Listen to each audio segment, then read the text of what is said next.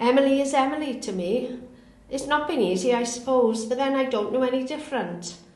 21 years ago when Emily was born, I was told she wouldn't last the night. I remember a nurse dressed all in grey with a voice that matched her outfit telling me exactly that. But there we are 21 years later, and despite the difficulties and challenges, I wouldn't have it any other way.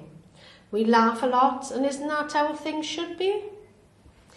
My mother was a real inspiration to me. She worked with Downs kids in Cardiff and Hensall in the 1950s. So in a way, I suppose it was never a big deal or a strange or scary thing to have a child with Downs. I'd kind of been around it all my life. 21 years ago, I think things were a bit different but the way they are now. Attitudes were a lot different.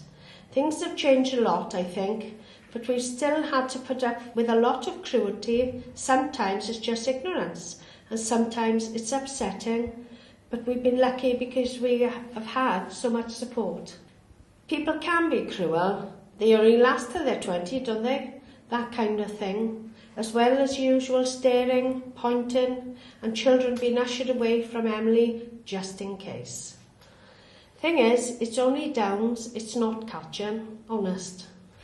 When I think about being a carer, it's sometimes a bit difficult to get my head round. I mean, of course I care for Emily, but then she cares for me too. That's the thing about caring, it works both ways. While it's great to have the support, being able to talk to people who have had similar experiences really helps. Emily is my daughter, so of course I care. I think that's the main point really. While it's sometimes been really difficult, it's also been really good. So today, 21 years after being told she wouldn't last the night, we're still busy looking after each other and supporting each other through the good times and the bad. And after all, that's what families are for.